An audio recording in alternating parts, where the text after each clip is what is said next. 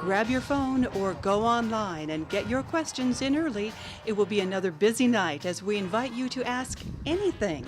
The doctors are on call tonight.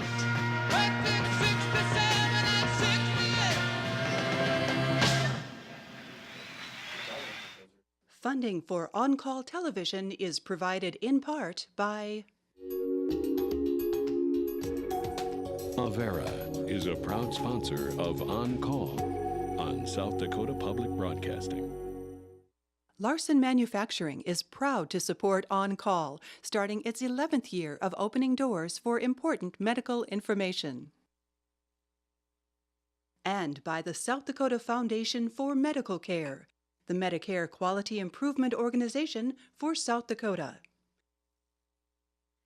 Additional funding is provided by Dakota Care, the Brookings Health System, Dr. Mark Bubach with Dakota Allergy and Asthma, Dakota Dermatology, the South Dakota American College of Physicians, Aberdeen Asthma and Allergy, and Swiftel Communications.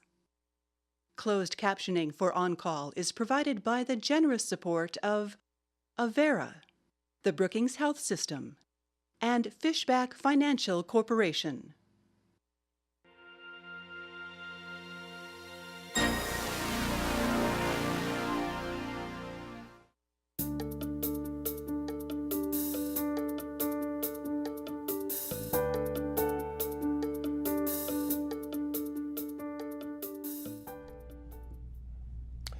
Hello and welcome to On Call Television. Tonight our show is all about you and whatever topic you would like to discuss.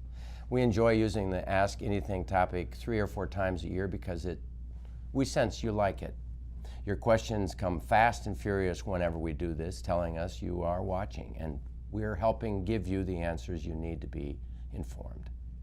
The best part is that we cannot anticipate what you will ask, and sometimes we don't have the answers. We are not afraid to say we don't know, but the guests we invite are always generalists with a broad base of medical experience and knowledge. Generally, we have some kind of response to your varied questions, and then again, sometimes you stump us. I challenge you. The questions come in all sizes, from taking vitamins as part of a diet, to noticing changes on the skin, from preventing blood clots to aiding bad digestion. We will go wherever you want and we'll do our best to respond with science-based medical advice. But this is your show and depends on your questions and directions. Tonight, you are the director. And to try to handle all of your questions, we have 2 great guests and good friends.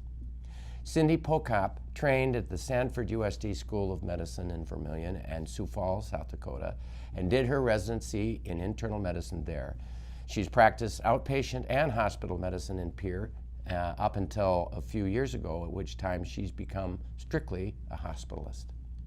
Ken Bartholomew trained at the University of Utah School of Medicine in Salt Lake City and did his residency and family practice at the San Bernardino County Medical Center. He still practices outpatient and occasional hospital medicine, also in Pierre. Welcome, both of you. Thank you. Good evening. So when you got here from Pierre, how'd you do that now? Hopped in my plane, an hour and a half, and it was sweet. So I always go with my private pilot. Yes, I see anywhere that's great.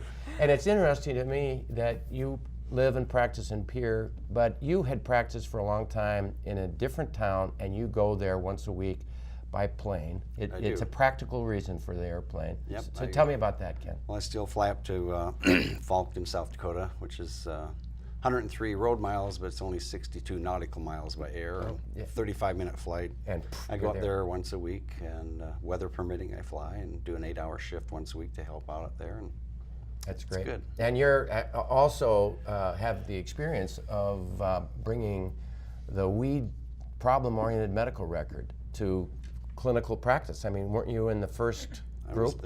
I was the first one that instituted that Nationally computerized known medical record in the 80s. Yeah, unbelievable. And do you still think it's a wonderful thing? Yep. Every day? The weed system. The weed system was good. Not all of them. We still struggle with the record. Cindi, you are from where originally? I'm from Gregory, South Dakota. So you're a Gregory girl.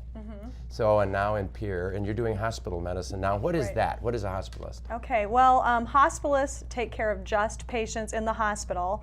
Because of the nature of the way medicine has transformed, as we all know, and all the documentation that it takes and all the changes that have come about, it's just hard to know all the rules and regulations that have come down in both the inpatient and outpatient settings. So you almost have to have people specialize in just hospital medicine. So there's actual programs now that train residents just for inpatient tracks of care, and they just are trained to do inpatient. And you've liked it? I have liked it. Yep, I'd like it. Ken and our partners over at the clinic, they send their patients over to me and my partners at the hospital, and we take care of their patients while they're in the hospital and keep them informed on what's going on, and talk to them when the patient's discharged about follow-up and everything. And we have the time to dedicate to them and their families during the day while he's over at the clinic taking care of everybody else. And yeah, So the it's biggest good. problem with this system in America today, though, I see, is the transition from the clinic over to the hospital and then from the hospital back to the clinic. But I would guess that you probably have the ideal system in Pierre because you know each other, you cover each other, and it works out for you, Yeah, I doesn't think it? it's made a huge difference because, Dale Viscar and I, we are the two hospitalists, although we have a new one that just joined us this week, Dr. Matt Werpy, who was originally from Pierre, and his father practiced there for a number of years. But we were over at the clinic practicing with these guys, so we're still a part of that group. Yeah, so we walk over there, we talk to them, we call them up, we You know how the actually system interact works. with, you talk to each other? Right. Yeah, we, yeah. You didn't kill each other on the Got way over? got them on speed dial, and if there's a question, you just call. So that's the kind of open communication you need to have. That's very important. Well, I'm really pleased to have you here, and I thank you so much for making it all the way to Pierre on your dime. I know it was just a couple pennies to fly over, but thank you. It's only $6.20 a gallon for That's avgas. So we have a question. In fact, we have a number of questions. People actually emailed us, and it's great to have those. The first one is from Redfield. When you were talking about sleep apnea this week, I wish you would have mentioned the mouth guard that dentists make for this. I couldn't stand the mask, so I got a mouth guard. A heart doctor at Mayo Clinic checked it out to see if it worked, and it does. Have you either one had experience with mouth guards for people with sleep apnea? I haven't used one personally, but I've certainly had patients that I've sent to the dentist for that because it's a good, easy, cheap way to start. If it's just an obstruction problem and that can hold that open, it works for some people. But a lot Some of- people need the pressure, but The people who have the micrognathia and their jaws kind of sink back and float back, and it keeps it forward and it opens it. Right. Yeah, you have to be careful. It's not for everyone with sleep apnea. There's a few, there's certain people who it does work for, like you said, the jaw problem, but not all the people is it going to work for. And that's why you have to have the test to Yeah. find out if it's actually solving your problem or not. Make sure that the oxygen sats remain high. Well, now let's just ask how big of a problem is sleep apnea? I mean, quickly, how important is CPAP and mouth guards in controlling sleep apnea? Important. I mean, Very big important. time important. yes, and we're learning more and more every year. Heart attacks. I mean, I Right. just had a guy. I've got one guy who just got, he wouldn't do it. Now he's doing it and his blood pressure just went Right just to where it should be. like magic. And that has implications for 10, 20, 30 years down the line for that first heart attack, et cetera. A variety of things. Yeah. It's a huge difference. It's a known cause of high blood pressure. Well, and a known cause of early hardening of the arteries. So if your partner, your husband or wife, or a friend or family member is snorting and blocking off in the middle of the night, you need to push them to come in and get at least a nighttime O2 sat monitor where you can just check the O2, go home, watch what your oxygen sats do. Yep. in It the makes your night. heart and lungs work, harder, and it harms both of them in the long run. I mean, you think about living a good share of your life with low oxygen levels. That's what you're doing. It's like smoking, Yeah. heavily. And the other thing is, gee, you're awake during the day. So here's another question from Lucy about eye problems. I don't know if you're addressing eye problems, but I have Fuchs dystrophy, which is that there is loss of the cornea on the inside of the cornea, so that it's behind the cornea. And younger brother also had Fuchs and had a cataract removed that was not successful. Then he had a corneal transplant earlier this year. So far he's doing well, but will need his second eye done this fall. Will I be looking at that also? What about the cell painting? So far my eyes get tired, but they're pretty good. I don't know anything about cell painting. I would say that Fuchs dystrophy, the therapies are so much better now. They do transplants and they put this bubble of a new lining behind the cornea and put a bubble to blow it up, to push it up against the back side of the cornea, and it's just an amazing thing. So I think her question is, am I looking at that? And the answer is? Not necessarily. Well, very likely. If her brother had it. But they're getting new treatments all the time. So I'm reassured that there's a treatment. It's not necessarily, but it's very likely. And I think that's exactly the right answer. Both of you said it. You know what? We've got a question. Are we ready for that first question? The number one.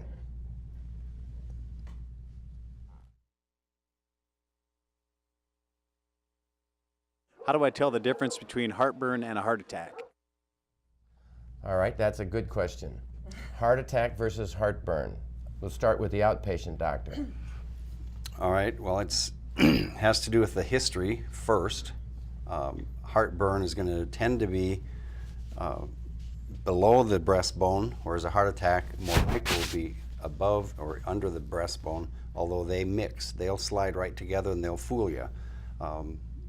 The heartburn may be relieved with a glass of water, a glass of milk, some antacids, may or may not radiate anywhere, where the heart attack probably won't be relieved by the antacid, may radiate to the shoulder, the arm, the neck, the jaw, even to the back. And there's a fallacy that it's the left arm. It's just as important if it goes to the right side. It's just as important. Anything you'd like to add? Well, as we all know, we know the clues to look for, and Ken's exactly right, all the stuff he said, but as you know, there's all the atypical ones. There's the ones that for all the world look like heartburn, but they turn out to be a heart attack, or vice versa. And so that's why we always recommend, if you're having chest pain, go in and get it checked out, because we don't know always just by the history. Right, don't wait till tomorrow. Go to the ER or the clinic and get checked. Okay, and you know, the point is that if you're sweating or if this is worrying you, get it checked right now. But I think the classic pain is crushing substernal, goes into the neck, down the arm. But women, the classic pain is, there is no classic pain. It could be anything. Something's wrong. My husband's been irritating me lately. I don't know. It could be anything. We have a question number 7. I think that would be good to hear about vitamins. What is the question? I'm curious about, for my health, what kind of vitamins I should be taking as a male adult. Not sure what my body really needs. I like D. I know you do. I know you. I like vitamin D. And so, any other comments? What do you think of multiple vitamins is an appropriate thing? Do you think all these other supplements are needed? What do you think? Almost all the big studies that have done in America show that vitamin supplementation doesn't do much good. We know that pregnant ladies should get some folic acid and probably D, but most of them, it's not, we're not vitamin deficient in this country. Most of our stuff is supplemented, and the big studies show no change in outcomes. Yeah, the big woman study, 30,000 women over 20 years, no difference if you took a multiple vitamin or didn't. Right. No, that's right. You're right. In our country, most of the foods we eat we're adequate. You can also actually harm yourself with too many vitamins. We've all seen, I know you have seen patients with lists like this that are all vitamins. And I've had people who come in with medical problems, stomach problems, different things. They get $1 million workup, and we tell them to stop half of their vitamins, and they get A. they get better. They get better. So you have to be careful about having too many vitamins. But people don't eat right all the time. That's what they say. But I personally believe that vitamin D, and of course there's controversy there, but my personal thought is 2,000 of vitamin D. Check your B12, because you don't know if you're low on B12. Those are the two major ones that I think that matter, and I've stopped encouraging multiple vitamins. And people who've got macular degeneration, okay, take a multiple vitamin. How about the $1 million one that was paid for by the Bausch and Lomb study? It's poor data. I think multiple vitamin it would be okay. And the other eye opener was about 6-8 years ago when that study came out. They were saying vitamin E is such a great antioxidant, so take more of it. Those people had more heart attacks than the ones who didn't. Right. So too much can be just as bad.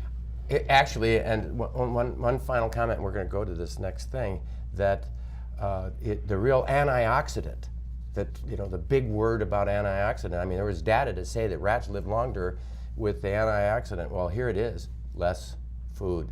I mean, lower calories is the oxidant. Right. Amen. Now the thing is, though, we are talking about healthy people taking vitamins. There are a few cases like anemic people taking iron and vitamin C to get, you know, I mean, there are some health problems that we do recommend certain vitamins. I help people with chronic urinary tract infections with vitamin C 1,004 times a day. In the nursing home, they stop having the problem.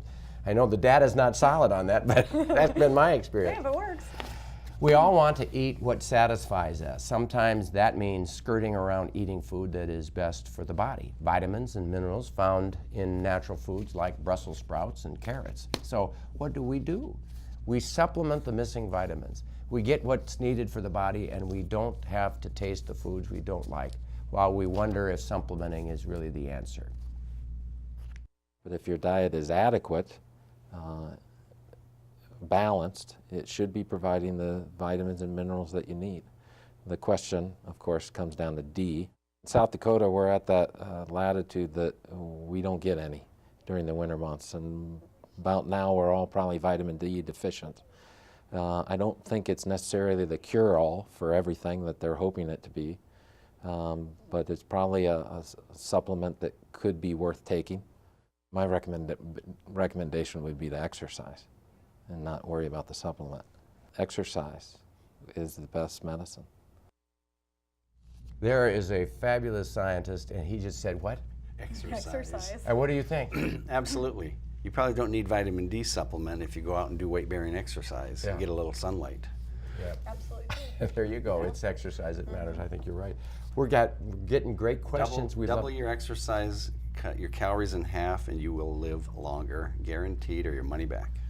That's There you right. have it. Well, that's the show, folks. Well, thank you all.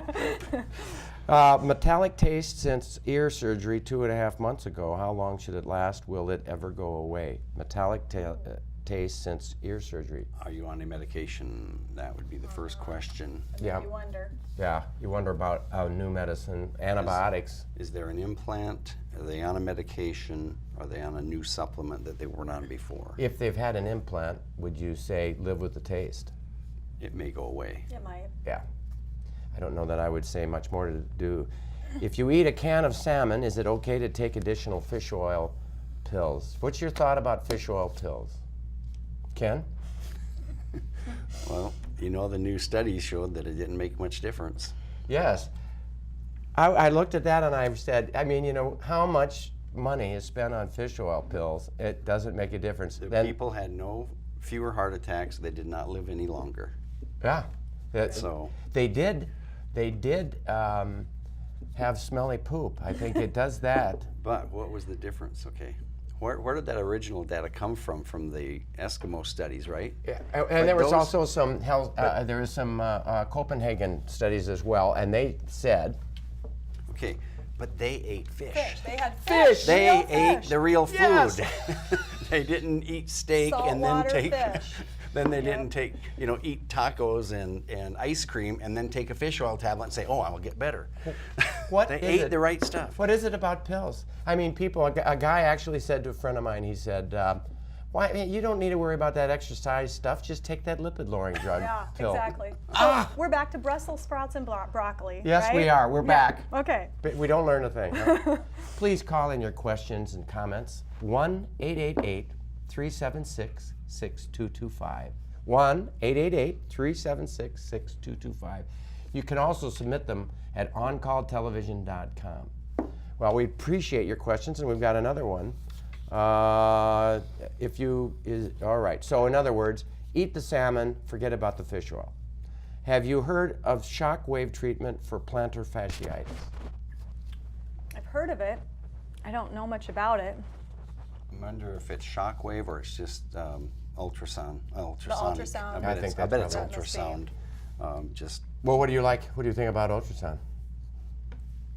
it's pretty harmless, I think. Yeah, harmless. Works for a lot of other ailments, aches and pains in the muscles and things like that. I don't know why it wouldn't. To work on the fascia at And the it bottom gets, of the gets foot. in there deeper. Yeah, and my answer too would be anything you could help with plantar fasciitis. Try things. Beats taking a pill. Oh, and I can tell you that plantar fasciitis is a real problem. I mean, if you've ever, have you ever had it? I have not. Have you ever had it? Oh God, the picture is that you overdid it. You stretched the bowstring of the arch so that it's inflamed where the bowstring attaches to the bow, right, to the arch of in the heel mostly, and you don't notice it so much until you get up in the middle of the night to go to the bathroom, and all of a sudden you're dancing the way to the bathroom because it hurts so bad. The must first have thing had in the morning. I had it. Take some time. You just have to. They stretch it good before you go to bed at night. There's some devices. Right. Anything you can do to help. I have another question. My wife and I watched your show and heard a long program about weight issues. Not once did we hear any talk of wheat flour. You probably know about the allegations of some that the wheat flour is a bad thing. One doctor written the Wheat Belly as a book. He says his book is scary. So why are we not talking about this? What about the Wheat Belly? What did you say earlier about exercise, eating less? I don't care what kind of adjective you put it in front of it. You eat too much of anything, you'll have ice cream belly or you can have rice belly. It doesn't matter. You cut your calories. I don't think it's the wheat that's doing it, unless you're gluten intolerant. Yeah. I think it's the calories. I mean, most Americans eat 3,000 plus calories a day. They probably need 1,800. Right. And so it's got to go somewhere. 3,000 and they need 1,800. That's true. I think that's about right. Now, granted, you don't want to eat all your calories in ice cream and soda pop. I mean, you have to Precisely. eat the right calories, Balance the healthy foods. Now, so let's talk about gluten-sensitive enteropathy or celiac disease or people who can't eat wheat or the gluten in wheat and other types of grains. There are people who are saying, well, I've been tested and I don't have gluten-sensitive enteropathy, I don't have celiac disease, but I feel so much better on a gluten-free diet. What's your take on that? Well, that's true. I mean, I've seen people like I that, have and I too. say, well, go, The tests aren't. no, they're not 100%. If you feel better, Right. do it. Exactly. You're not going to hurt anything. Don't Right. eat it then. Right, and my producer just gave me a word about gluten, and I didn't quite hear him. Oh yeah, is it a cutting down on gluten if you had celiac disease, or is it all or nothing? If you have it for sure, it's supposed to be nothing. It's nothing. You can't just cut down on gluten. Some people can have one little helping and get a migraine or get abdominal pain. or If they eat get- something that is acceptable and gluten-free, except or they ground it in a bin that had gluten wheat in it before, even if there's just an image of wheat there, they can still Yeah. get sick from it. So it's an all or nothing. Yep. Yeah. Here's one. I am 51 years of age and have recently been diagnosed osteoarthritis. Right hand, shoulder are affected. Could this be caused by an underlying infection? Hormonal changes? I've tried glucosamine and chondroitin, which didn't really help. I'm now trying something like glucosamine called hyaluronic acid. Maybe that's helping. Do you have any natural medications that could help? Ken? Well, the question about the infection is interesting.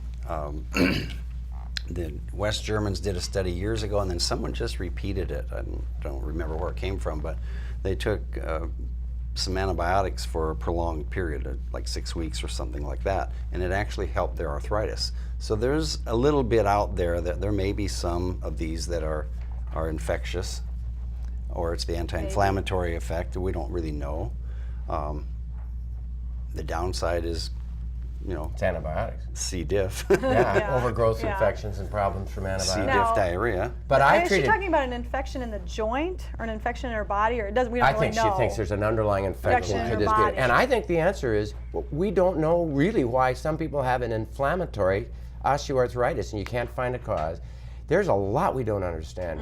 Why is rheumatoid arthritis? I mean, it might be a viral infection-induced thing. course we don't really know. There have been several studies on glucosamine chondroitin, and there's some smaller ones that said, oh, we think it helped, but the 3 large ones showed no benefit. When they got a placebo versus glucosamine, they couldn't tell the difference when they crossed over. Additionally, I would like to say this, and this I haven't read this anywhere, but I have had at least 6 patients now who appeared to have pre-diabetes. Blood sugars 125, 135, 140. I had them stop the glucosamine, and their sugar went back to normal. So the glucosamine has a risk of elevating your sugar, and Yes. I know that is the case, and I've read that as well. I have not had a case. I've had at least 6 now over the last 8 years, I would say, that I've... See, where I thought you were going with that is diet, because I have seen people who change their dietary habits, and especially cutting out some of their sugars and things, and their joints feel better. There are some dietary things that we can do to help our joints. You mess with it. Try it. Try something. Yeah, experiment. We don't have all the answers. I wish we did. For osteoarthritis, especially on arthritis. It's such a tough deal. I had a case that was interesting and worth sharing. Gentleman had the worst arthritis. It was just terrible problem, but it was quote unquote osteoarthritis, and he went to a couple rheumatologists until one rheumatologist said, "What's that rash?" And it was one of those little tiny psoriatic rashes, that was, maybe it's psoriatic arthritis.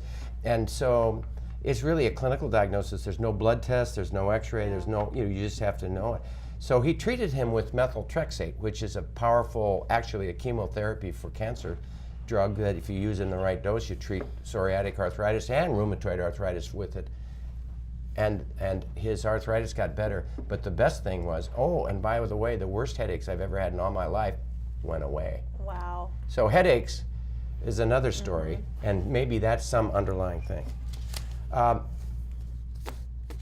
So sometimes resting and rejuvenating the mind and heart is the best medicine we can do for an ever-stressed body. It has been said a glass of red wine is good for the heart. Let's take a closer look at what that entails. We started the winery about 13 years ago. Been making wine for about 30 years as a hobby, but really got serious about commercial winery about 13 years ago. Had no clue you could grow grapes in South Dakota. Found people growing grapes out by Highmore, and we would make wine in our basement when we lived in Pierre. In fact, this grape Valiant was developed at South Dakota State University by Ron Peterson from Brookings, and this is still considered probably the hardiest grape in America. The health benefits of red wine is commonly agreed upon by many health professionals, and so that's what the common piece that when you hear health people talk about better health, they talk about antioxidants and the benefits of that, and that's what red wine is really beneficial for. It's all about how much skin contact the juice actually has with the grape skin. The antioxidants are on the outside of the grape skin, and so after it's crushed, it's the amount of contact it has. You pick up the darker rich color. You pick up the tannins, which is where the bite that you feel in the back of your mouth. If you let too much skin contact, it gets to be a very harsh wine. You crush, cold press white grapes, and you don't pick up hardly any of that skin contact, and that's why you have less antioxidants in white wine. Red grapes have a higher concentration of antioxidants. As we look at the changing demographics of America, as time goes on, younger people are falling in love with wine and responsible drinking of wine. And if you look at the consumption of alcohol in America, beer is dropping, wine is going up dramatically, and hard liquor kind of stays the same. Many people, their doctors have said, you ought to have a glass of red wine every day. Oh, prevention is always a lot more fun than the cure. Thank you, Jim Shadé of Shadé Vineyards. And what do you think about red wine and white wine or beer, or your comments about the preventive antioxidant ideas? Well, I did already say, what about me? I'm a beer girl. I'm not a wine girl. And yes, beer has the antioxidants, and beer helps you 1 or 2 beers a night, just like the glass of wine. I'm sorry for the vineyards, but my beer distributor friend will like me. So now Ken is more the wine guy. The French claim, the French paradox, yes, they have all these rich foods and cream sauces and everything, yet they have less heart disease because they claim it's because of the wine. There was there's some evidence that the red wine's a little better than the white wine, which is better than grape juice. So that rules out the fact that it's just the juice. But it's the alcohol content. And they've known for over 50 years that alcohol is an anti-cholesterol medication also. People who drink a little bit live longer than people who don't drink at all. Right. That's a fact. So it's not one of those deals that you want to push upon people who have a problem with alcohol, because there is no question alcohol can be a very harmful thing to our society, but to individuals. But and if they don't like it, they don't have to force themselves. And if one is good, 5 is not better. No. So save the liver. Okay.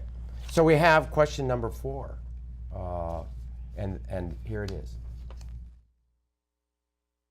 Is 1 to 2 glasses of wine a day good for your health, or should I be drinking more? And there it is. That was just exactly what we were saying. And I have to say, unless there's a problem with alcohol, I truly believe that 1 or 2 glasses of wine or a beer or a drink, because I think it's the alcohol. And you know what? There's a lot of science that says that, right. It's an alcohol. The woman's study really backed up a drink or 2 at night. And they say 2 for men, 1 for women, but I mean, and 1 what or 2. They're really saying, I think, is 1 to 2 ounces of alcohol. So you have to know what your drink is and how much alcohol there is in that. Right. I mean, and so that's if it's a glass of whiskey, this is tall. Yeah. That's not 1 drink. I had a guy who has 4 or 5 ounces. He had a tall tumbler of scotch every night, and that's probably not a So drink. it's the cumulative effect that eventually causes the liver cirrhosis. So we want to be careful about that. All right, let's go to, I'm going to take one more question, but I have a question number 5 about skin. And I'm going to take this question. Oh, here's a comment from Hot Springs. We think the show is wonderful. Yay. Thank you very much. Hot Springs. Thank you. Thank you, Hot Springs. Here's the comment about glucosamine chondroitin. You think it's a good thing. We already discussed that. I know that Jim Engelbrecht, the rheumatologist, thinks that there's a group of like 30% of people who get a response, and 60 or 70% that don't respond at all, and that's why the studies didn't support it. But it's an individual thing, and there's a genetic thing. And you have to give it enough time. Right. You have to be. You have to give it a month or 2 or 3 even. Yeah. Here when the studies are done and they do the crossover, they're just taking like a couple thousand people, and they don't know what they're getting. But you'll have that person who goes off it and they say, I feel worse. Well, if it works, fine. Mm-hmm. Particularly when you got to feel the. If your blood sugar is not 140. There you go. And particularly in an area where you have trouble giving them good relief, because all of the other medicines, you know, we can talk about chondroitin being side effects, but the non-steroidals have terrible problems. Yes. Raise your blood pressure, hurt your kidney, hurt your liver, and bleeding ulcers. Bleeding ulcers. The reflux esophagitis. This is a rectal implant. What is its rate of success? Certain candidates. So I'm thinking, whoever called this in. Rectal implant? Rectal implant, and I think they're talking about transplant of fecal. Fecal transplant, I'll bet they're talking Okay, so about. explain what that is. All right, if they're talking about a rectal implant, there is such a thing for incontinence, but they didn't explain their question. Yeah. There is an implant they can put in with a little hydraulic valve if you have incontinence. With your rectum. That's the rectal implant. But the I don't hot know thing right now is fecal implant. If you have fecal transplant, you take a donor feces, encapsulate it, put it in through a scope, and deposit it in the small intestine, and it reestablishes the normal flora, the bacteria that are supposed to be in there, versus the ones that have been killed off with indiscriminate antibiotic use. Right, and that is successful. And has been successful, but the people who need this aren't very common right now, but it's becoming more common because even with maybe a few bits of antibiotics, C. difficile is becoming meaner and more around, and once you get that established, and some people can't get rid of it, and that's why you get this. I've often wondered, you know, in the world of transplants, that we're always in trouble finding donors. But with the fecal transplant, there's be plentiful, yeah. There's plenty of that stuff around. You're not just going to go down to Brookings Clinic and get it. No, no, you gotta. There's a special. You gotta make sure it's good. So that's a joke there. I don't want to go any further. So let's take a question. That's where they got the saying "good." Never mind. Go. All right, number 5. changes lately, and I wonder when I should be worried about skin cancer. So skin cancer is a very important issue. What do we do to prevent it? Preventing cancer is always the best thing. Well, sunscreens, stay out of direct sun in the middle of the day, wear hats, broad-brimmed. You see so many skin cancers on the tip of the ears because everyone wears the baseball-style cap, and it doesn't do anything for the ear. Tops of the hands is another spot that we forget to put sunscreen or gloves, and that's the, holding on to the steering wheels, getting that sun right on the top of the hands. So I think putting on sunscreen is an issue, and I hate putting on all that goopy stuff and smearing it on and waiting and rubbing it in and all that, but the spray-on stuff is really quick, and I really say to anybody who's spending time outside, put it on like after shave every morning and maybe at noon when you come home for lunch. Comments? Nope, yeah, you have to reapply. And I just recently read a study that compared several different brands of sunscreens, and the cheap Equate Walmart brand was better than most of the brand names. So you don't have to spend a lot of money on fancy sunscreen. We're going to look at number 9 coming up. But I have a question here about what foods to avoid when you have diabetes. And the diabetic diet. Comment? That would be a show in hour. itself. Yeah, Show. That's pretty loaded. And it depends on what kind of diabetes you have, type 1 or type 2. It does make a difference. And here's my answer. A balanced diet, 1,800 calories. They talk about low carbohydrates. I think that's probably a good idea for everybody, that we would all eat less potatoes, breads, sweets, and we eat more fruits and vegetables. Fruits have carbs. Be careful. Good carbs. Yeah. Good carbs and bad carbs. But I've seen a diabetic more than once come into the clinic and their sugars are way up and they're going, but I'm eating healthy. Yeah. What are you eating? Oh, the peaches are in, the grapes are in, and they're too many calories. Getting too many calories, and it's all carbohydrate. Or juices. I mean, fruit juices are not necessarily a good thing. In fact, the dietitians are saying, cut out the fruit juices. They're often concentrated. Right. Yeah, right. so you just have a whole orange rather than a glass of orange juice. That's right. Absolutely right. We've cut out orange juice at our house. Here's a question, and I said we'd do number 9. Let's see what this one says. I struggle with allergies in the fall. What should I be taking? So right now, I think half the world has got a stuffy nose. I mean, this is an important. What are you telling people, Ken? You've got a lot of people that you advise. I have allergies also. I've been taking Claritin and Allegra. I try them, back and forth. Just a non-drowsy antihistamine. You can get them over the counter now. Most of them are generic now, cheap. so they're not expensive. A lot of people, a lot of allergists have recommended the nasal wash, though. I hate it. I don't like the feeling, but a lot of people swear by it because it's just a saline wash and it actually rinses out the allergens out of your mucous membrane. Unless you're having the itchy, watery eyes and all that. It's not going to get at that. If you've got the itchy, watery eyes, I think the most effective therapy that we can have is a prescription, and that is the steroid nasal spray. And I'm a big fan of that. And I have steroid nasal spray at my bedside, and when I'm really stuffy, I remember to use it, and I use it through this season, and then come frost, I forget about it. So I think basically a steroid nasal spray is yeah, if it's bad enough, then it warrants the steroid. I have seen a couple cases of thrush from it, so it's not completely benign. Fool safe. I had another patient just come from the allergist, and he had him take Allegra in the morning and Zyrtec at bedtime. So he did 2 kinds of antihistamines.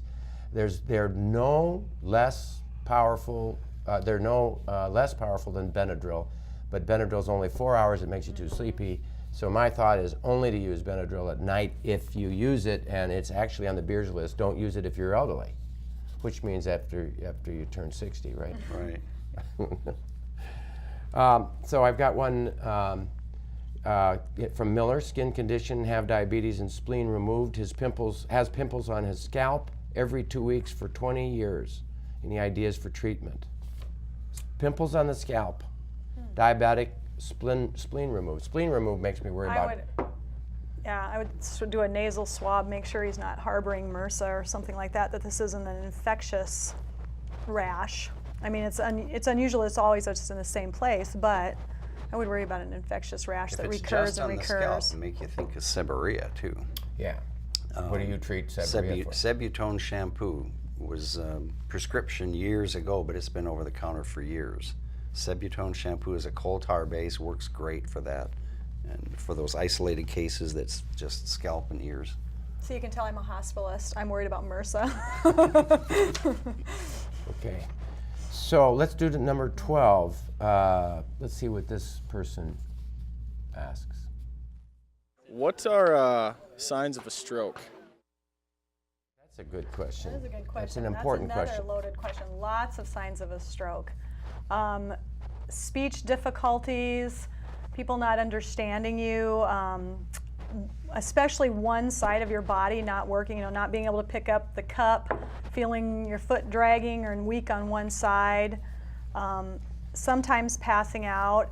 People often come in, dizziness is a very common symptom, and that's what people always come in with, dizziness or a headache, and think they're having a stroke, and yet those are the lesser down the list. It's more, that's what I would say is more the dizziness, loss of balance, cerebellar strokes, or can look like labyrinthitis. But I think shade coming down over one eye and one-sided weakness and speech changes are the ones that I see the most. Classic. Here's a hard question.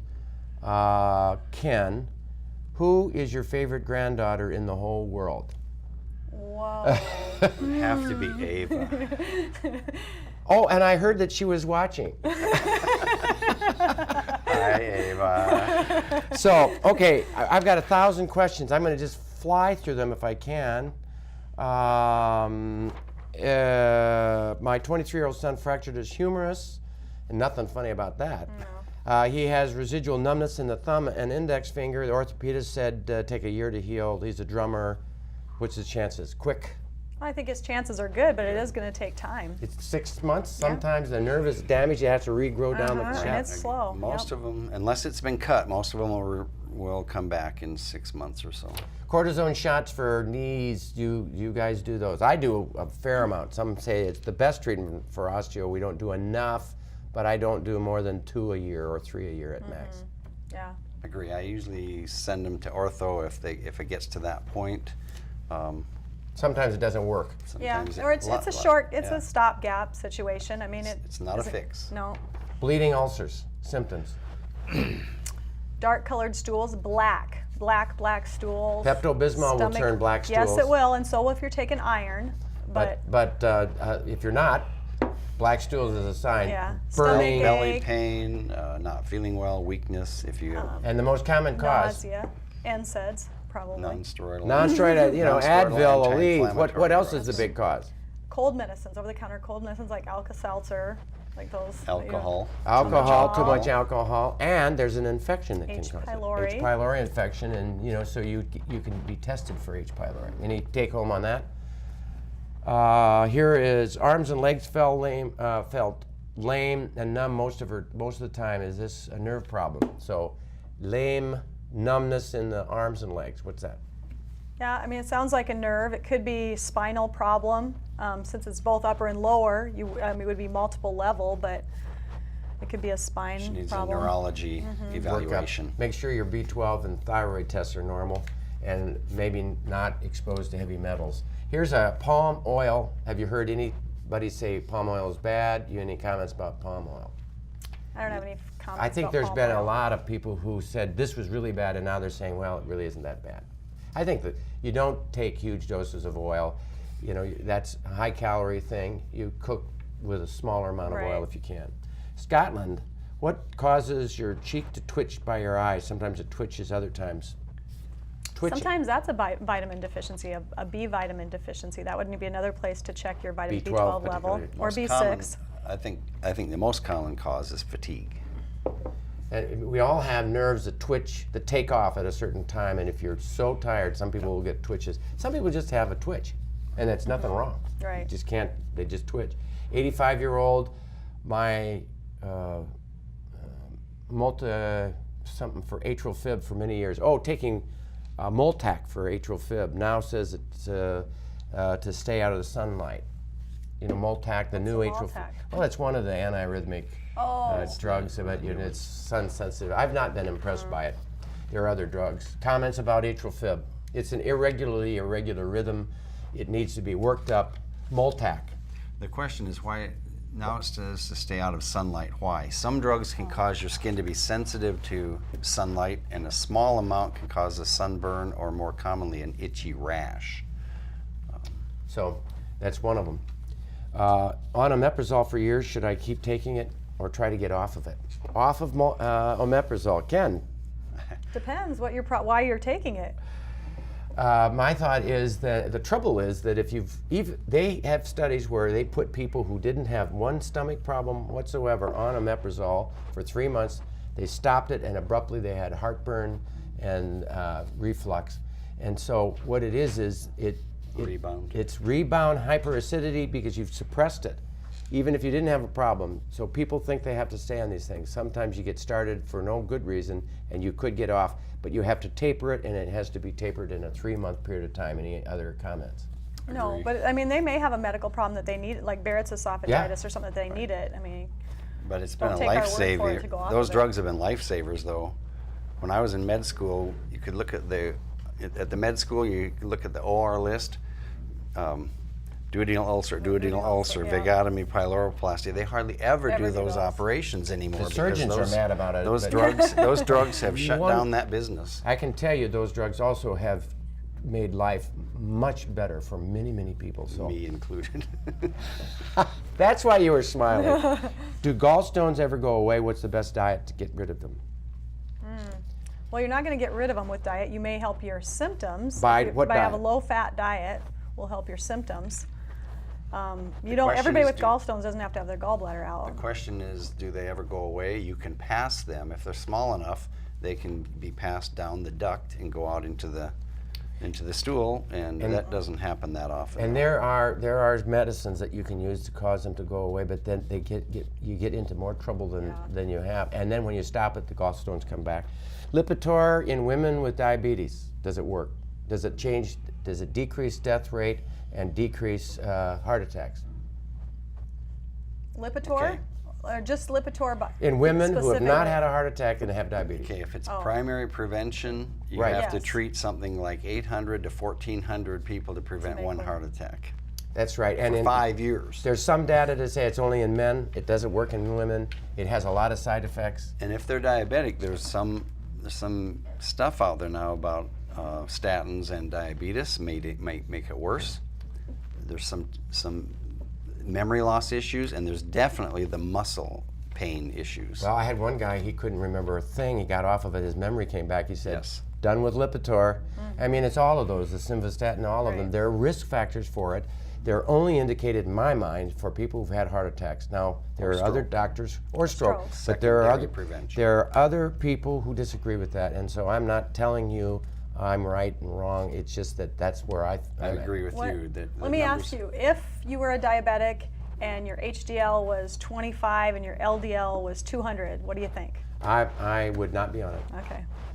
We'll be back right after this. When you smoke, so does your baby. If you smoke while you're pregnant, you're putting deadly poisons into your blood. The same blood you share with your baby. It can damage babies' lungs, cause premature birth, underweight babies. Plus, babies of moms who smoke are up to 3 times more likely to die of SIDS. Please, quit before it's too late. Last week I learned of research showing empathy, caring about the other guy, is very important for an individual's success in life. Evidently, it pays to be a caring person. It's interesting to note that these researchers thought compassion for another results in likability, which then in turn brings success. In contrast, a group of psychiatric diagnoses called personality disorders are all about the lack of empathy. Of course, the whole story is extremely complicated, but to generalize about people with these diagnoses, one can say these individuals have an impaired ability to think about and be considerate of the other guy. It is believed that these people have incorrect self-image issues and a dysfunctional response to stress.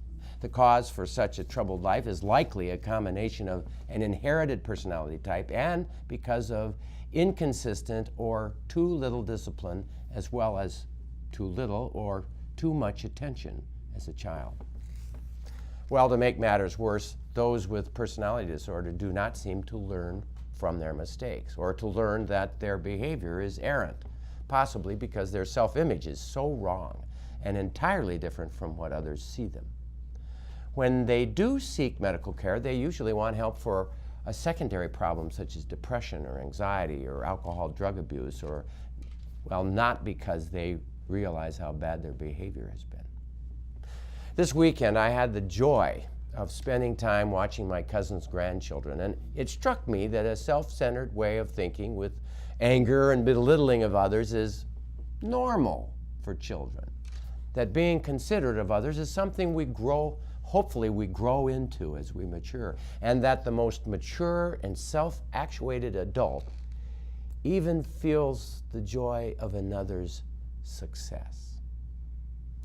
A friend who helps drug addicts and alcohol men recover pointed out to me one time that the most important lesson for these impaired men is to help them realize it's not just about you. In this sometimes cruel and competitive world, it is nice to see research support for the golden truth that it pays to be a caring person. Well, we've got just a few minutes, and I think there's going to be some words that you're going to want to talk about, or so a question. We got a pile of questions. I don't know how much time we have. 2 minutes, or do you want to respond to that essay about personality disorder? Or I agree with everything you said. Couldn't have said it better. And I'll give you that glass of wine after the show. No, I do think that there is a difference in people who are empathetic. You can see that, and we're in a profession where it really counts to be empathetic, and if we're not, it's just a job. Right. But if you do feel other people's pain and you do what you can to help them, it's really a joyous return. And the studies of depression in the elderly in the nursing homes, that spending time with them and talking to them, just spending time and talking to them, did just as good as taking a drug. Any medicine. And that goes for... specifically the antidepressants I'm talking about in the elderly, yeah. Oh yeah, well, almost any drug. I mean, if you look, maybe not diuretics, but any take-home messages for the day? We've got 30 seconds, Cindi. Well, let's see. If it wasn't for obesity and alcohol, I'd probably be out of work. So that's probably the big picture right there. It's a lot of problems, isn't it? It is. And they come into the hospital.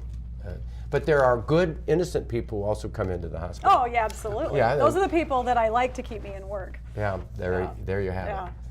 Well, this brings us to the end of our show this evening. I sincerely thank our studio guests, Dr. Cindi Pochop and Dr. Kenneth Bartholomew, both from Pierre, for helping to answer all of the insightful questions from your audience. Thank you, thank you. I would also like to thank you, our home audience, without whom we could not do this program. Your support is sincerely appreciated. We also appreciate the support of our many underwriters. Please take a moment to watch as they are listed at the end of this program. It's their financial commitment to honest science-based medical advice that keeps us here to answer your questions each week. Martin Luther King Jr. said much in his life that carried great meaning. In thinking about questions and answers, he said, "There is an almost universal quest for easy answers and half-baked solutions. Nothing pains some people more than having to think." Until next time, stay healthy out there, people.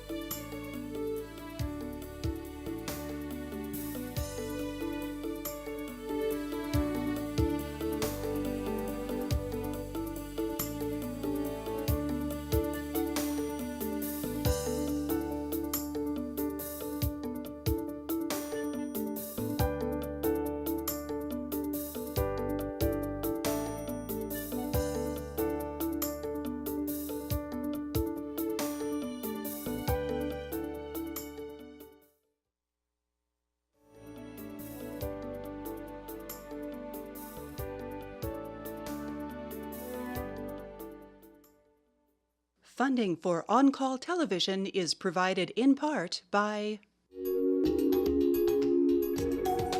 Avera is a proud sponsor of On Call on South Dakota Public Broadcasting. Larson Manufacturing is proud to support On Call, starting its 11th year of opening doors for important medical information. And by the South Dakota Foundation for Medical Care, the Medicare Quality Improvement Organization for South Dakota. Additional funding is provided by Dakota Care, the Brookings Health System, Dr. Mark Bubak with Dakota Allergy and Asthma, Dakota Dermatology, the South Dakota American College of Physicians, Aberdeen Asthma and Allergy, and Swiftel Communications. Closed captioning for On Call is provided by the generous support of Avera, the Brookings Health System, and Fishback Financial Corporation.